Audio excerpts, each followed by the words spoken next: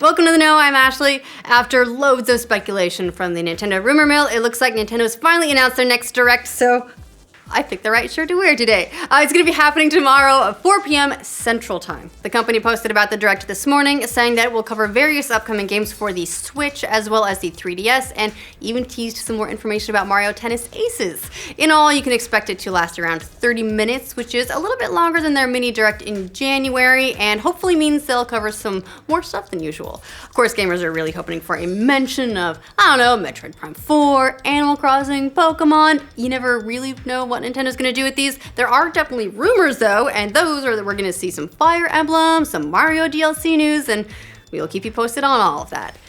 A rumor started going around this week that despite PlayStation promising otherwise, microtransactions could be making their way into the upcoming God of War. Now those started because of some screenshots snapped off screen of the game at a press event, which appeared to show some type of in-game currency in the menus, but it looks like, fortunately, that is not the case at all. When fans posed the question of microtransactions to God of War director Cory Barlog, however, he set them straight pretty quickly. On Twitter, Barlog wrote, "No freaking way," which seems fairly definitive on the matter. So, you can all rest assured the game will be microtransaction free when it debuts April 20th, cause gotta get that sweet 420.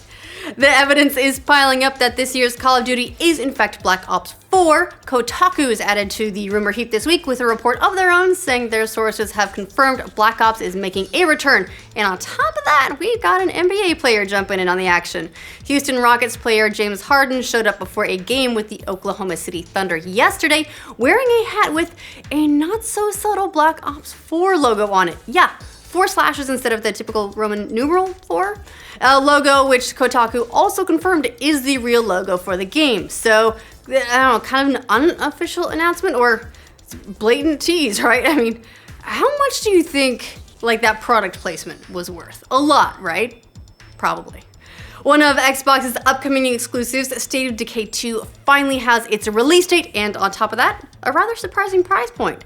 Xbox announced the details this week, saying that the zombie co-op sim will be launching in May to the tune of $30. That $30 will get you the game's standard edition, while $50 gets you the Ultimate Edition, which comes with the first game and State of Decay 2's DLC. About the price point, Xbox head of marketing Aaron Greenberg said, "Our goal is to build a long-term relationship with the State of Decay community and to foster deeper experiences with the franchise. We believe State of Decay 2 accomplishes this goal by immersing fans in the ultimate zombie survival fantasy, and we want to give more players the opportunity to join in and experience this unique game."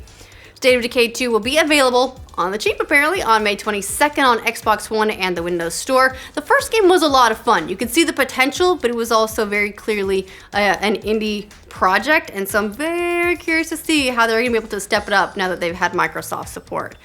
It looks like none other than Luke Skywalker himself could be joining the Witcher TV series. Yeah, we're talking about Mark Hamill, who most recently portrayed Luke in The Last Jedi. The casting call happened recently on, well, where else does this happen? Twitter, where the show's scriptwriter Lauren Hissrich has been posting a series of character descriptions. For Vesemir, she described him as fatherly, wise, sprightly, and ancient, as well as a historian and keeper of secrets. Lots of people on Twitter then drew a connection between that character and Luke Skywalker, and Hamill himself replied, "I have no idea what this is or what it's about, but agree it could and should be played by me." He's great.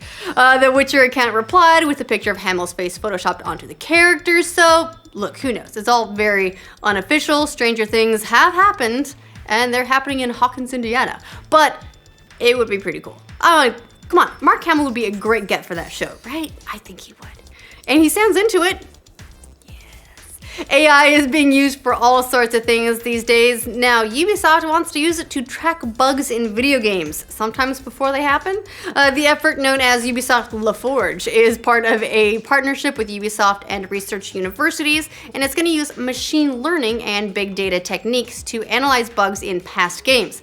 Then the AI will use what it's learned to find bugs in new games. If this works, it could actually represent a huge savings for developers. Ubisoft says that eliminating bugs in AAA titles such as those developed by the company can take up to 70% of development costs, which that seems extraordinarily high. That's a lot. The recent PC port of Chrono Trigger has been, to put it nicely, a bit of a letdown for a lot of fans. Now, modders bless them, are trying to help fix the classic RPG. One modder, Jenzen, has released a program called CT Explorer that lets anybody modify the game's assets along with a patch that removes some of the PC version's blurring.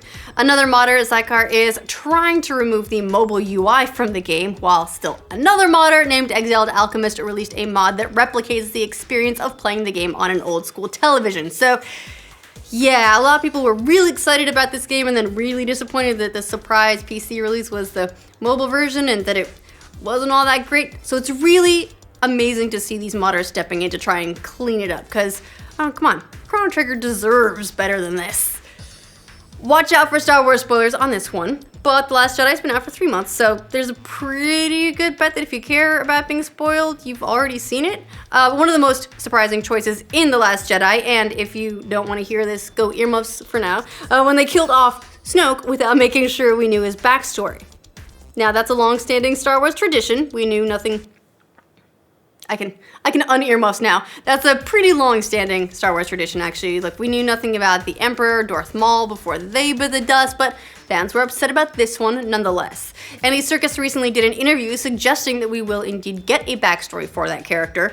Of course we will. This is Star Wars. We know the name and origins of like every alien in the cantina.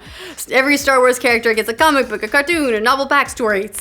Something. Serkis said he talked at length with both Rian Johnson and J.J. Abrams about that character's origins and has been asked to keep those conversations private because that story is going to be told in some form. He said he would love to return for a standalone prequel, but as of yet there are no conversations happening about doing that. The only detail about the character he dropped was that Snoke was likely a few hundred years old. So there goes that whole like Ezra from Rebels is Snoke theory.